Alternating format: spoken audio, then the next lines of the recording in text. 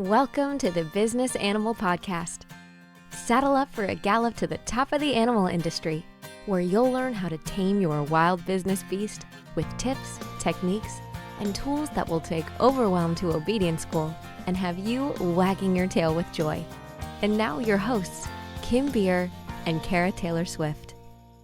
Hi there, everyone, and welcome to The Business Animal. I'm Kim with Be More Business. And I'm Kara Taylor Swift with Fast Horse Photography. And today's episode is dedicated to social proof. So social proof is that really important marketing asset that you may or may not be thinking about every single day. And we would like to get you to really mindfully think about your social proof, how you can improve it, how you can cultivate it, and how you can take this asset out there into the world and really use it to make more sales and more impact with your business. Now, we always have a big three here at the Business Animal. Kara, do you want to give the big three this morning? Yeah, definitely. We're going to talk about how social proof needs to be mindfully cultivated and harvested, and that developing social proof listening skills and tracking is very important. I don't know about you, Kim, but as an animal-based business owner, I'm usually pretty happy to talk about my business. And my guess is there's a lot of people out there that like to talk about their business as well and how they serve animal owners and animals themselves. And we know we offer this great service and product. We're happy to share that information with anyone that we come in contact. But I think when other people talk or share about our business, it carries so much more weight. Your potential, and I'm saying that in all caps because it is about your potential clients, they're more likely to trust someone else who was once like them,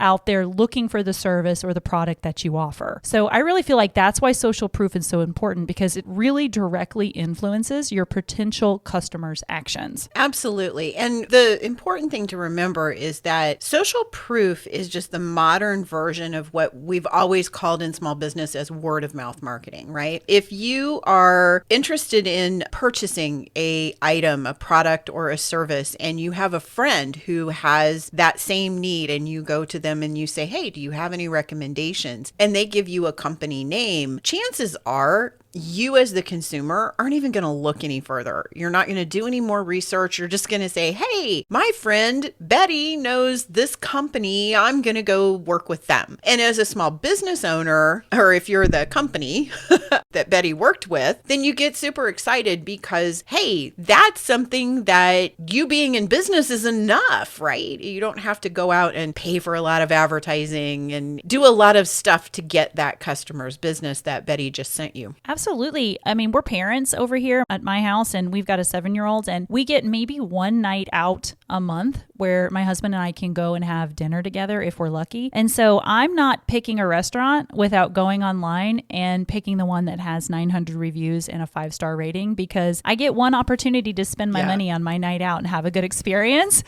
And I want to know that people that have gone before me are happy. I mean, do we purchase things that have 0 reviews and minimal proof out there that they're a real company? No. So we either, as consumers, we feel better about buying if somebody tells us that it's okay, or if we see other people have actually gone and done that and had a successful experience. And we also tend to look for, did anybody have a problem? Did anybody get sick eating at that restaurant? Or did they not like that service? Or what did the company do when that happened? And so it's a whole lot of looking at how other people experience a business and being able to determine as a consumer which business you're going to choose from the competitors in that particular space based upon that social proof that is provided. And again, there's that friend who will give the recommendation, but with internet and with Google and social media and all of those things, you have all of this big open area for creating social proof that you didn't have before. Like, it was really hard to pay off that friend to tell the friend. But now we have all these avenues where we can encourage our clients and customers that are happy to go leave good and positive reviews. The downside to our society is that we only tend to leave things we're upset about.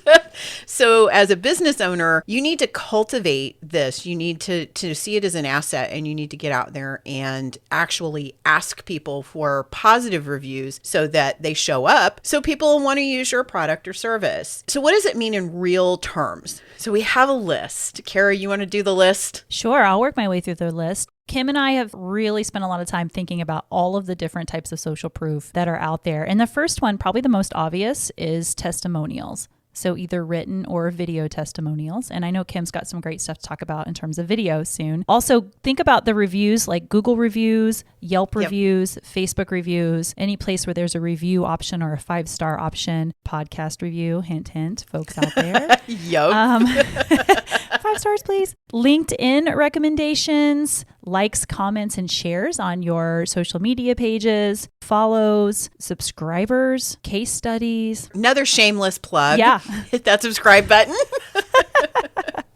Case studies, even things like your website, which you created, is still social proof. Google search results, analytics from your website, from your social media, screenshots. This is one that has come up to me recently. Things like when your client sends you a text message and they're like raving about something that you did for them, positive online messages that you get. You know, of course, you're going to want to share those with permission, but you should be collecting those things and holding on to them. And then we're going to go into details about this other section at some point as the expert. So featured profiles, public relations, that type of thing. So that's a real list, and we're going to dig a little deeper. Yep. And so let's take that list and divide it out into 4 main types of social proof. There's proof that's provided by your customer. So these are Google reviews, Yelp reviews, Facebook reviews. They're anything that your customer has to be the one who inputs it. There's a lot of reviews out in the world today that require the customer to be the person who is logged in to leave that review. And that's done to protect you, 1, so that we can track that, and 2, so that unscrupulous businesses are not out there like manufacturing fake social proof. So this puts a layer, not to say that that's not possible, but it does put a layer to it that says that these are real people and they thought enough of your business and your company to go and actually actively leave a review. So that's type 1. Type 2 is gathered by you. So this is gathered by the business. And this type of proof is where you're going to be the one that asks for the testimonial and you write it down or video it. And again, I'll give you a technique here in a moment to get that done. And you're the one who gathers it. And then you type it up. You may edit it with their approval, of course. And then you're going to publish it where you want it to be. You're going to put it on your website. You're going to put it out there as a video on your YouTube channel, however you want to go about it. Then the third type is in the wild.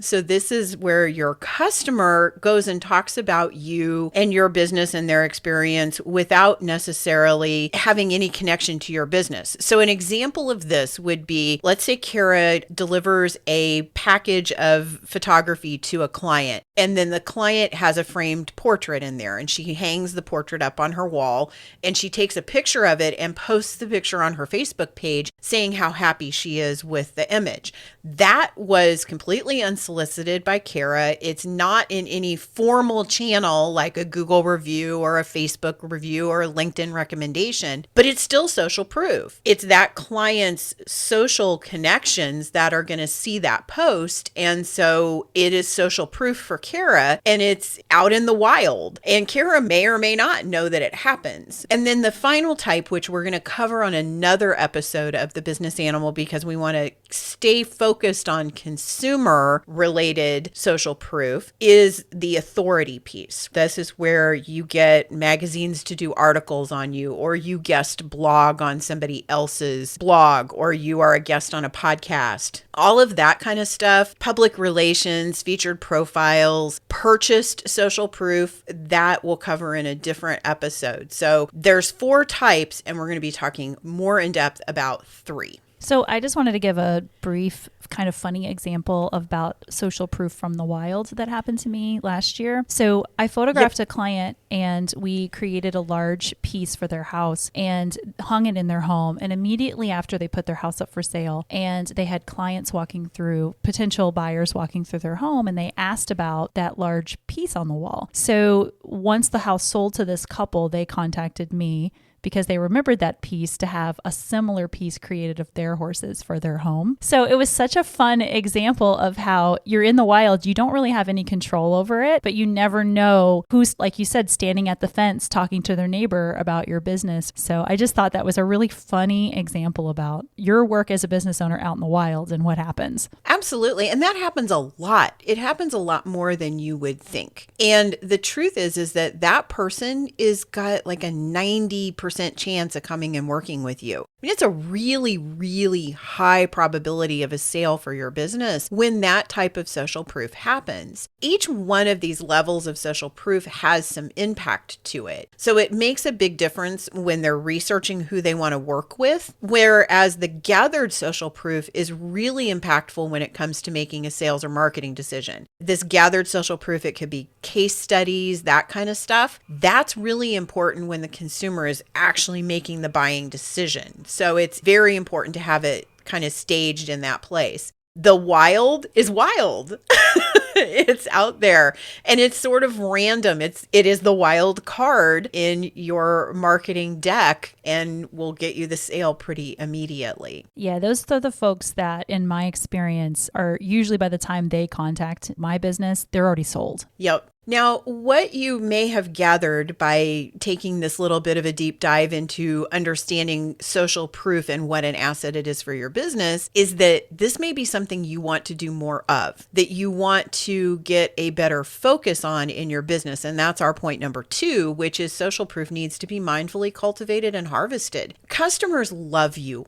I mean, there's no doubt. I get lots of brags. I get lots of people telling me, hey, you really helped my business. I had a beautiful session in my group on Monday where one of my group participants told me how much I had changed her attitude towards writing blog posts. And it was huge and it was beautiful. And it's up to me as a business owner that if I want to cultivate that I ask, hey, could you write that down for me? Or can you send me an email with that? Or can I rewrite it and send it back to you for approval? So you have to cultivate this. It's great to get those compliments, but the compliments will do your business so much empowerment if you take a few minutes to really mindfully harvest those and to cultivate more of them by asking questions, asking for feedback, asking people to be involved in providing you with social proof. So what does that mean in real terms? Strategically, it means developing and implementing a system for this. And tactically, it means setting up the places that your customers can provide social proof, then asking for that social proof with keep it stupid simple, that KISS principle, keep it stupid simple, steps laid out for them to provide it, and then engaging with customers who provide the social proof to bolster their experience and encourage them to do it again. So, Kara, how do you encourage social proof in your business? A lot of different ways. I go out and actively look for it, but when I'm trying to cultivate it and get existing clients or clients that were kind of at the end of our current process together, I do a couple things. I talk to them verbally about it, the fact that I'm going to be requesting a testimonial, and then I communicate with them in the system that they have proven is their best way to communicate. So if it's text messaging or email, then I send them the actual request for a testimonial with a few leading questions to kind of get them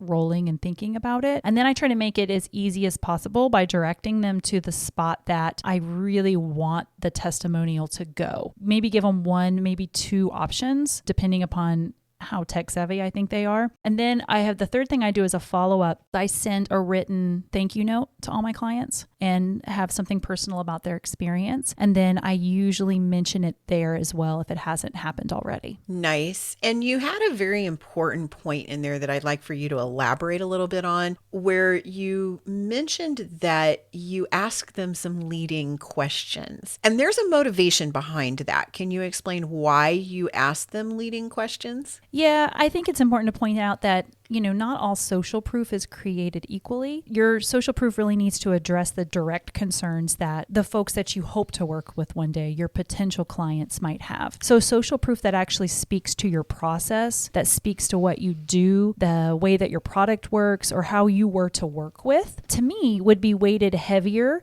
than a testimonial, for example, and I'm sure we all get these and they're wonderful and we're happy to get them, but they don't mean as much in terms of how you can use them. Something like, I love working with Kara at Fast Horse Photography. Thanks, Kara. I love it and it makes me feel amazing to get it. But in terms of practical uses for that in social proof, that doesn't tell my potential clients much other than that I was fun to work with, right? Or that I'm a cool person to hang around with. Not that it doesn't speak to my system, my process, and how I met the needs that that client had. So adding some leading questions in there that are directed towards them talking about the experience and the parts of it that were really helpful and successful for them makes a big difference in the types and quality of social proof that you can pull from that.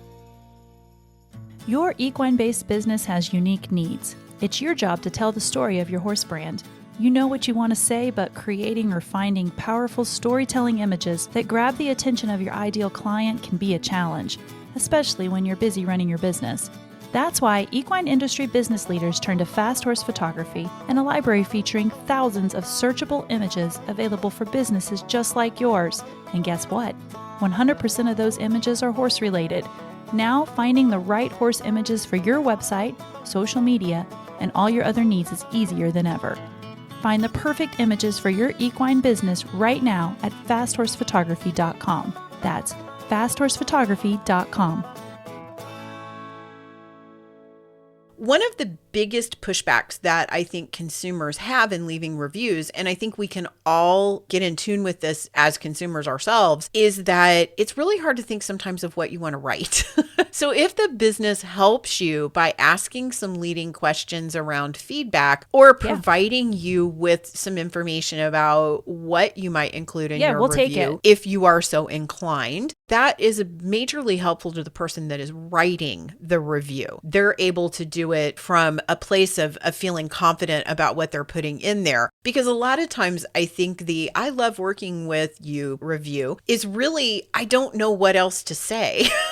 You know, I had this great experience. I had a lot of benefits from it, but how do I put that in words? And frankly, I'm a busy person and don't have 2 hours to sit and write your business a review. So anything you can do to help people to get from point A to point B easily is really, really important. So I want to put out there that you need to have a plan for all of this. You need to have a plan for asking. You need to kind of think around those corners for your customers on what leading questions do you want to ask and how do you want to set this up. So the first step in all of that is you've got to have the places where people can leave reviews. So if you don't have a Google My Business listing and you want Google reviews, it's not going to happen. You need to get those things set up. So if you want Google reviews, you have to have a Google My Business listing available for people to click the button and to leave you the reviews. If you have an e-commerce store, you have to click the option for people to leave reviews and stars on your products. So that's a necessity, is to set those places up. If you want Facebook reviews, you have to have a Facebook page, right?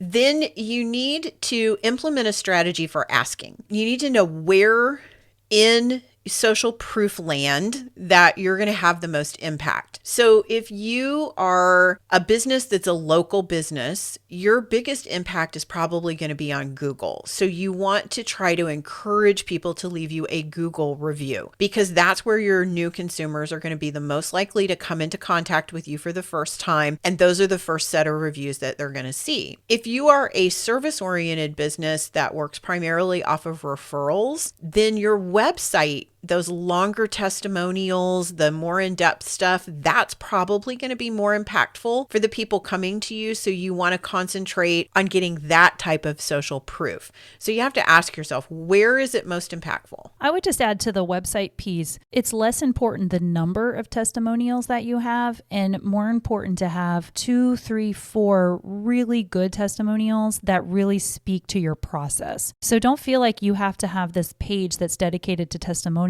with just a running, updated, constantly list of testimonials. That's not necessarily what your potential clients are looking for. But having a few that are really put together well and speak to your process is better. Yeah, and it doesn't take a lot. The types of businesses that are listening to this podcast most likely are not like a restaurant. The more reviews it has with 5 stars, the more likely the client is to come. Our businesses are a little bit different. They're intentionally smaller. You don't need to compete with that type of a business, right? Where you have to have hundreds of reviews. A few really good ones will be just perfectly fine. And you'll build this social proof over time. I mean, that's something we're all building as we're moving through all of the technology and changes that are coming about. Implement your strategy for asking for that and knowing where it's going to be impactful. Now, when you go to make your ask, make it absolutely back to that KISS principle. Keep it stupid simple. So Google, if you're wanting more Google reviews, Google has a link that they will give you, and that's what you put in your email when you ask for the review. If you want it on your Facebook page, give them a link directly to your Facebook page. And here's another hint. Facebook has a review link, and you can go right onto your Facebook page and click on it, and it will substitute your business name in. You can Google how to get more Facebook reviews, and it'll tell you exactly how to get that link and how to utilize it. So you want to make it absolutely simple. If you have an e-commerce website and you're wanting to collect more reviews, put a pop-up on the website or make it more obvious, or ask at checkout, or email is my favorite way to get reviews. Ask in the email that follows up with the client. Just make it really simple for people to do it. I am an advocate for pick one.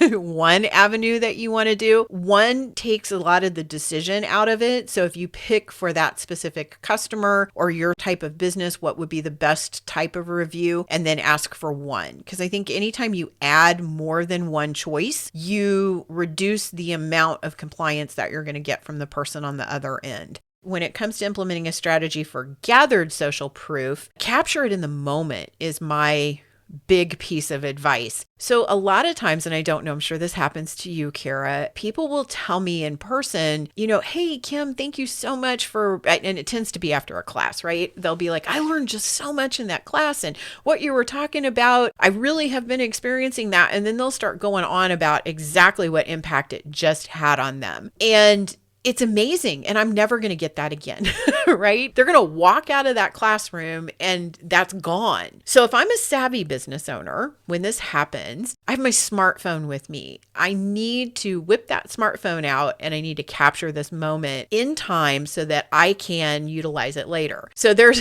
a tactful way to do that and a not so tactful way to do it. So I'm going to give you my tactful way. When the person comes up to you and starts telling you how wonderful you are, let them go on for a moment until there's a natural stopping place and say, hey, I am really trying to build my business. And what you just said, it warms my heart. And I think it would really help other people be able to get the same benefit that you just got.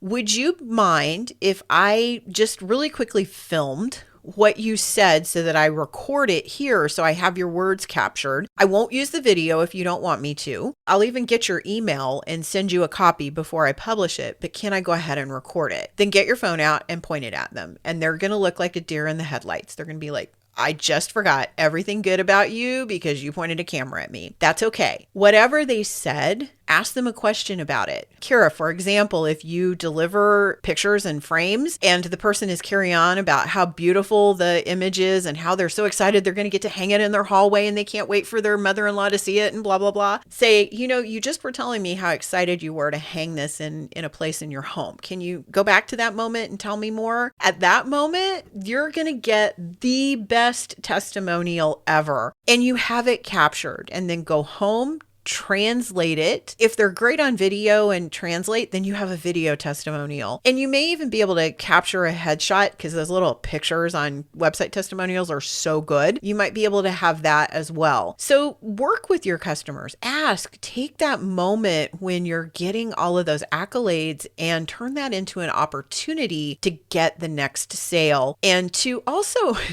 go back and be really thankful for who you are in your business and how much impact you're making on the world. So take a moment to bask in that. Can I ask you, we're talking about that video in terms of if your client says, yeah, you can use this video. Can you tell me how you would use that? Like, where would you host that or put that? What I would do is maybe a highlight reel video. This is what I did for my speaking testimonials. I took those from the people who hosted me as a speaker. I took all of the recordings that I made and I made them into a reel, not an Instagram reel, but I could do that, I guess. And that would be a use for it, right? Put it on an Instagram reel. But I actually put it in a reel and then posted it on YouTube. And then when someone is interested in having me become a speaker or when I'm applying at expos, I send them that because it's all the people talking about what an impact I made on the audience and how much they enjoyed working with me and I was professional and, all of those things that speaking coordinators are like, yeah, we want that person. Right? So yeah, I just looped it together. You also could take it, translate it, put it on your website in text. You could put it in little video clips on your website so people could watch it. I mean, there's a ton of places that you could post it on social media. There's a ton of places. I just love that. And with the way that video right now is just being so pushed in terms of marketing and social media and stuff like that, I just love that idea of being able to add that video element to your testimonials. Yeah, I mean, I think it's a great idea. And it's not just you who in your business, if you have employees, they may run into this moment where people are bragging about the business and you need to get them into the mindset that they need to capture this as well. So it's a technique you can teach other people within your business.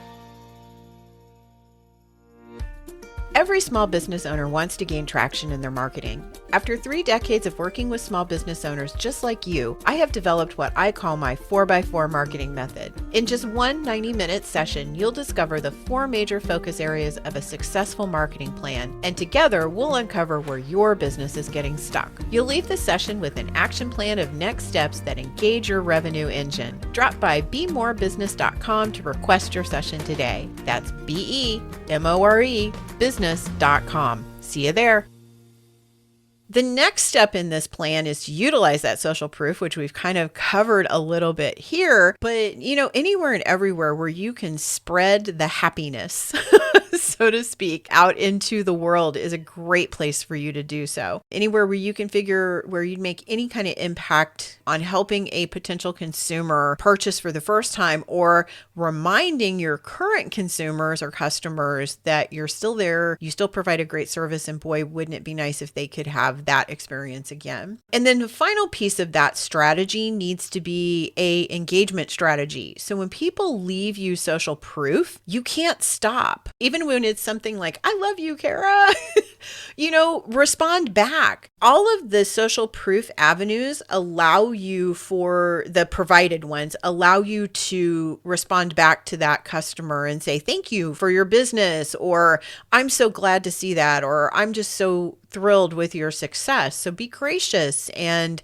be grateful you get to make that response. If you get one of those testimonials that's like, way to go, I loved working with you, thank you so much. And responding could be a way to garner a little more information from that testimonial. So asking something like, thank you so much for leaving this testimonial. Can you tell me how you are enjoying your artwork right now? Or, just asking a little kind of targeted engagement question to follow up so that when people are looking through their reviews, they can see the rest of the story. That is a really smart way to turn I Love Kara into a more valuable review.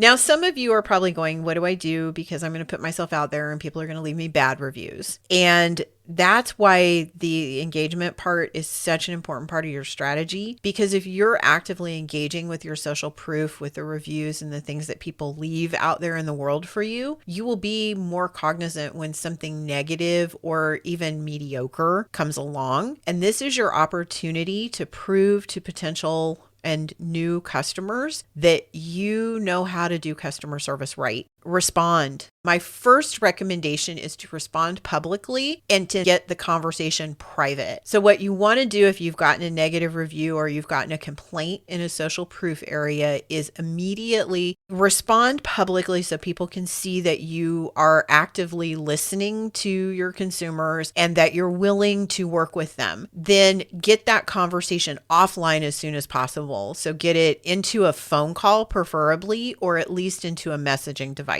so that you're able to get the problem solved. Because if you have a person who is actively causing problems on your social media or in your social proof, you really need to work hard to resolve that issue. If it's a legitimate issue, do what you need to do. If it's not a legitimate issue, most people will figure it out. Okay. And sometimes there's miscommunication around the way that you leave the reviews. I had an example from a couple years ago where someone left a review on my page and she left a 1-star review. And then underneath it, she said, absolutely loved every bit of working with you, blah, blah, blah. And I messaged her and I was, and I said, thank you so much, for your kind words. Can you let me know why I received a 1-star? I would love to improve my service, something along those lines. And she said, I thought 1-star was the good one. I've had that same review. And yeah. So I said underneath, oh, thank you so much for letting me know. We're going to count this as a 5-star. If you can change it, that would be great. 5, that would be awesome. But even though that may or may not have ever happened, I think, maybe it was someone that had not a lot of time on the computer and skill level. So, at least when someone goes, I don't know about you all, sometimes I'll go and look at reviews and I'll go look at the 5 stars and then I'll go right to the 1 stars to see what the complaints are. I do too. So if someone does that, then you're going to do that. So if someone does that, they can go and say, oh, well, that wasn't a 1-star. I mean, that actually was a 5-star. That was a 5-star, So, responding to the good and the bad is huge, and you really never know what's going to come out of that. No. And then if you do have the bad review and you get the issue resolved, then at that point it's really important as the business owner to ask that person and say, legitimately reviews are a big deciding factor for somebody working with me. And I feel like we've resolved your issue to a satisfactory point for you. And if we haven't, keep working. But now that we have it resolved, could I ask you to please go back and either alter your review or leave a response with your experience with the company. And like you, Kara, other people do go look at the 1-star reviews and they see what the complaints are. And if they see that you're responsive, they're really obvious when people are leaving hater reviews and when people have a legitimate complaint. And then your response carries a tremendous amount of weight in making sure that that person is able to work with you. I personally, as a consumer, I really want to use companies that respond to their customers even when there's a problem, because that tells me that company cares. And I'm not the only consumer who believes that. So our final tip is to develop those good social proof listening and tracking skills. And part of that is looking at your analytics and just going to the areas where social proof is provided and taking a look at the social proof that's there. And then part of it is what we're calling social shadowing. So that's following, we decided we didn't want to be social stalkers, so we found a better word. So social shadowing, that's where you shadow your best customers. Now, for some people, this means becoming friends with them on social media so they can see what they post. Because remember, the social proof that's provided in the wild is sometimes you're not tagged in it as the business owner. Sometimes you don't know. You may not be privy if you're not following your customers or actively involved in being friends with them. You may not know they posted that picture of your picture on their hallway wall and all their excitement is over it. So those customers that you want to clone, that you want to repeat, or that want to brag up on you, socially shadow them, follow them on Instagram, follow them on Facebook. And I even go as far as to be friends with a lot of my clients. Now, that said, I don't post anything controversial. I kind of keep what would be considered my personal Facebook page very businesslike.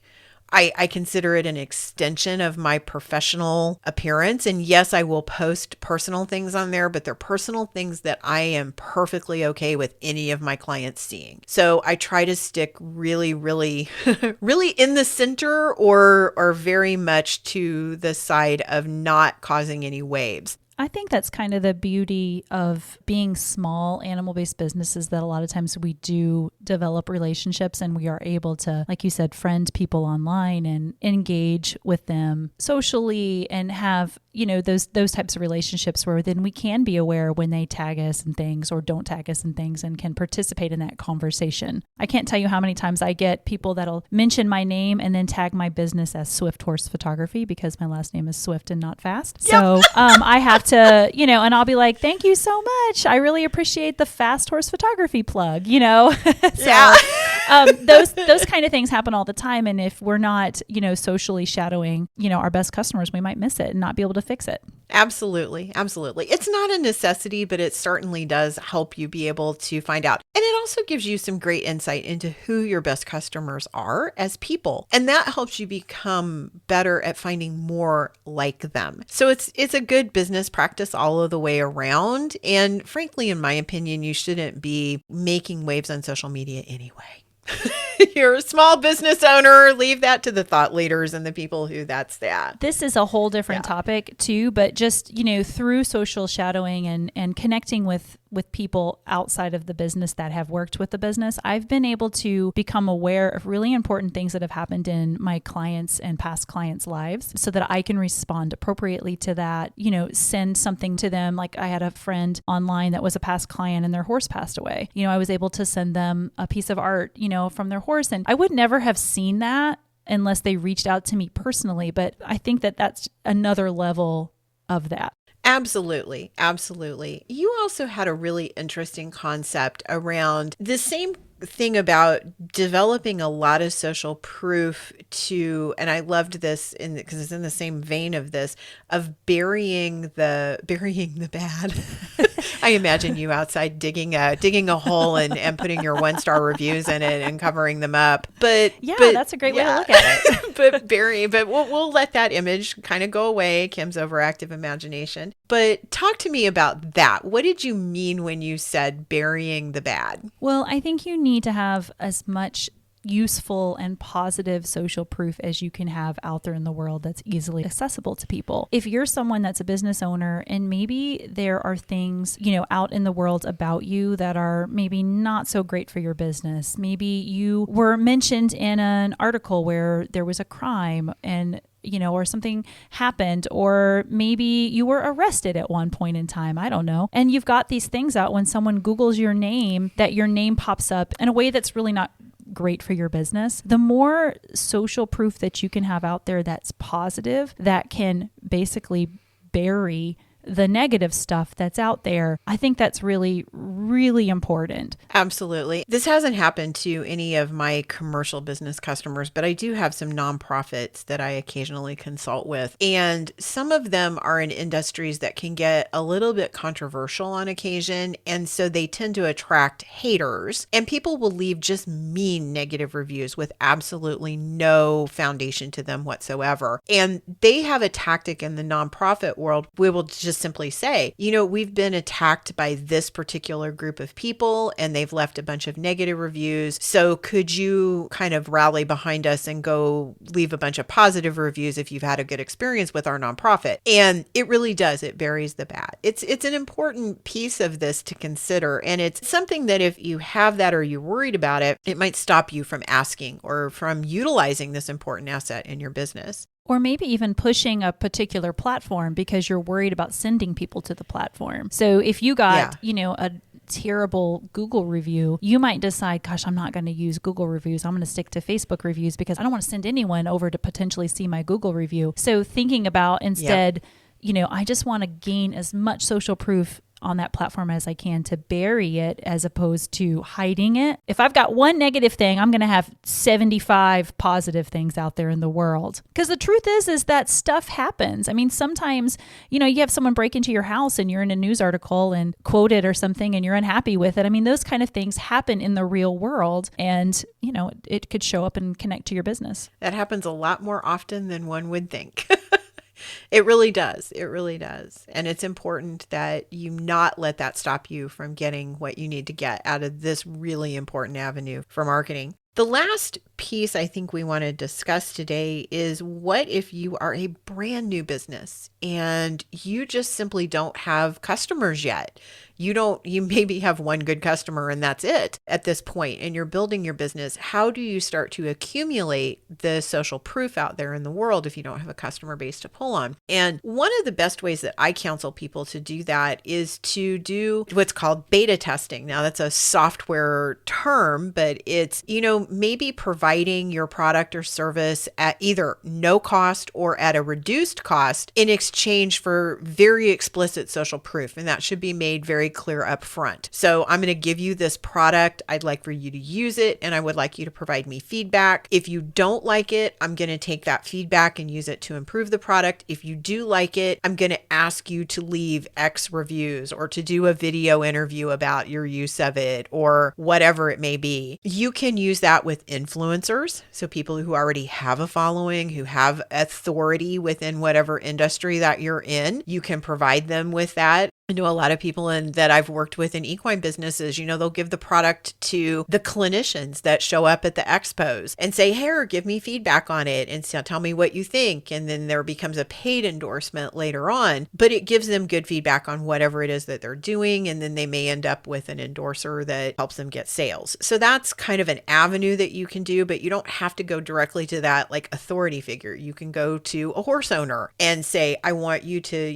give this a good old try and see if it's going to work for you. And if it does, here, I would like for you to write a detailed review on Google and provide me with a video testimonial in exchange for whatever you're doing." That happens on a really regular basis. And it's perfectly okay when you're getting started because you need that leapfrog into being able to get more customers into your business. And social proof is a really important way to do that. In the photography world, that looks a lot like a model call. And then in your model call contract, you include information about how we would like for them to respond. How did you enjoy the process? Talk to me about that. And then you're going to use that as your review. Absolutely. And, that goes to another thing within the photography community. Like when we do a new retreat, we ask the people up front for the new location, "Hey, this is the hashtag we're using. And can you use that hashtag on everything?" And so on and so forth. So there's all kinds of ways that you can incorporate that type of social proof, even when you're new. So let's take a review. Our big 3 that we would like for you to walk away with is social proof might be one of your most important marketing assets that you can get. It's incredibly important. You need to, number 2, be mindfully cultivating and harvesting that social proof. And finally, number 3, you need to develop really good social proof listening skills, social shadowing skills, tracking and looking at your analytics so you know how well you're doing out there in the world of consumer opinion and how much penetration you're making through social proof and social listening.